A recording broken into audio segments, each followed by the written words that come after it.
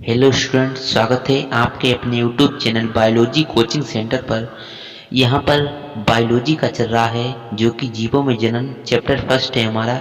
Part 1 ये चल रहा है और पार्ट 4 में आपका पूरा चैप्टर समाप्त कर दिया जाएगा वेरी इंपॉर्टेंट क्वेश्चन के साथ। चलिए, यहाँ पर जो इम्पोर्टेंट हेडिंग हैं वही मैंने इस वीडियो में ली हैं। चलिए, सबसे पहली जो हमारी हेडिंग है वो है जीवन अवधि।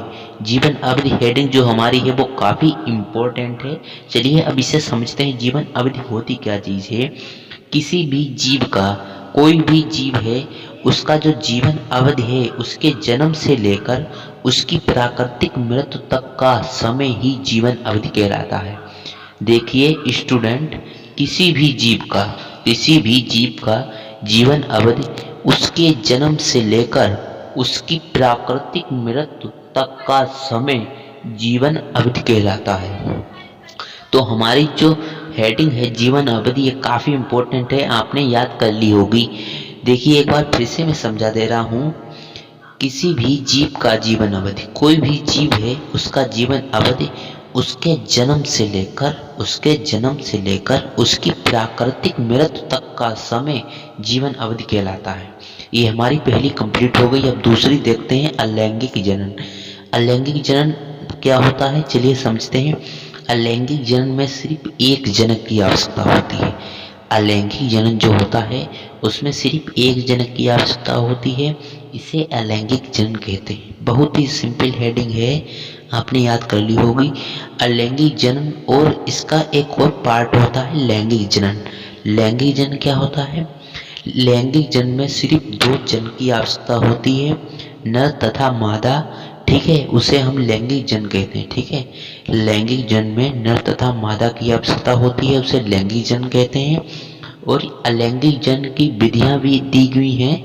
अलैंगिक जन की विधियां 3 प्रकार की होती हैं। चलिए समझते हैं। सबसे पहली हमारी जो है अलैंगिक जन की विधियां वो है द्विविभाजन विधि। ठीक है, द्विविभाजन को हम समझते हैं। देखिए, एक जनक बीज से आधा आधा बढ़ता है, एक जनक बीज से आधा आधा बढ़ता है और 2 संतानें अलग अलग उत्पन्न करता है, जैसे अमीबा।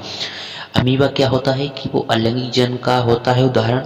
अमीबा, क्योंकि इसमें सिर्फ एक जनक की आवश्यकता होती है, किसी दूसरे जनक की आवश्यकता नहीं होती है। तो यहाँ पर दिया रखा है, इसीलिए दिया रखा है कि द्विविभाजन में क्या होता है, ये यही प्रक्रिया होती है, एक जनक के बीच से आधा आधा बढ़कर और नए संतान उत्पन्न करना ही द्विविभाजन कहलाता है। जैसे अमीबा, अमीबा होता है वो एक लिंगी होता है, इसमें कोई दूसरे लिंग की आवश्यकता नहीं होती, ये अपने आप ही जन्म करता है, जिसे अलैंगिक जन्म कहते हैं। ठीक है, अमीबा जो होता है वो अपने आप ही जन्म करता है। ठीक है, अभी आप द्विविभाजन की परिभाषा समझ चुके होंगे। चलिए एक बार और समझा देते हैं। एक जनक से आधा आधा बढ़ता है, कोई एक जनक होता है वो आधा आधा बढ़ता है और 2 संतानें उत्पन्न करता है, जिसे अमीबा कहते हैं। अब चलिए अब दूसरी हेडिंग को समझते हैं, बीजाणु जनन। ये दूसरी अलैंगिक जनन की विधियों में का दूसरा है बीजाणु जनन। ठीक है, अब दूसरी हेडिंग को समझते हैं। बीजाणु जनन में जीव, बीजाणु जनन में जीव बीजाणु उत्पन्न करते हैं और वह बीजाणु अंकुरित होकर नया संतान बनाते हैं, जैसे पेनिसिलियम कवक। जो पेनिसिलियम कवक होता है वो बीजाणु उत्पन्न करता है और वही बीजाणु अंकुरित होकर नया संतान की उत्पत्ति कर देते हैं, जैसे पेनिसिलियम कवक करता है। ठीक है, यहाँ पर बीजाणु जन की जो हेडिंग दी गई है उसे आप समझ चुके हैं। ठीक है, एक बार और समझा देते हैं क्योंकि आपके लिए ज़्यादा बेहतर रहेगा। देखिए, बीजाणु जनन में जीव, बीजाणु जनन में जीव बीजाणु उत्पन्न करते हैं और वही बीजाणु अंकुरित होकर नया संतान बना लेते हैं, जैसा कि पेनिसिलियम कवक करता है। यहाँ पर एग्जाम्पल दिया हुआ है। अब चलिए देखते हैं तीसरी हेडिंग, खंडी भवन क्या होता है। खंडी भवन, खंड में टूटना ही खंडी भवन कहलाता है। वेरी सिंपल हेडिंग है। खंडी भवन क्या होता है, ये ज़्यादातर 1 नंबर में पूछी जाती है। खंडी भवन क्या होता है, खंडी भवन की व्याख्या कीजिए और एक उदाहरण सहित इसे लिखिए। खंड में टूटना ही खंडी भवन कहलाता है। इसका उदाहरण होता है स्पाइरोगायरा। स्पाइरोगायरा होता है वो खंड में टूट जाता है और उसे खंडी भवन कहते हैं। ये हमारी तीसरी हेडिंग हो गई जो कि अल्लैंगिक जनन की विधियों में से थी, तीसरी हेडिंग।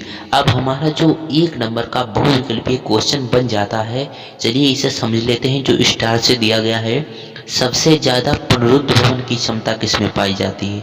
सबसे ज़्यादा जो पुनरुत्थ भवन की क्षमता होती है वो प्लेनेरिया में पाई जाती है। ठीक है, सबसे ज़्यादा पुनरुत्थ भवन की क्षमता किसमें होती है स्टूडेंट? प्लेनेरिया में। ठीक है, देखिए आपने समझ लिया है कि सबसे ज़्यादा पुनरुत्थ भवन की क्षमता किसमें पाई जाती है, तो प्लेनेरिया में पाई जाती है। अगर एग्जाम में पूछा जाए तो प्लेनेरिया टिक लगा के आना। ठीक है, बिल्कुल राइट आंसर है। अब हम मिलते हैं इस चैप्टर के पार्ट 2 में। ठीक है, जब तक मेरे चैनल को सब्सक्राइब कर लें, क्योंकि जो पार्ट 2 में डालूं उसकी नोटिफिकेशन आपको जल्दी ही मिल जाएगी। ठीक है, अब चलते हैं नेक्स्ट वीडियो की तरफ और जय हिंद, जय भारत।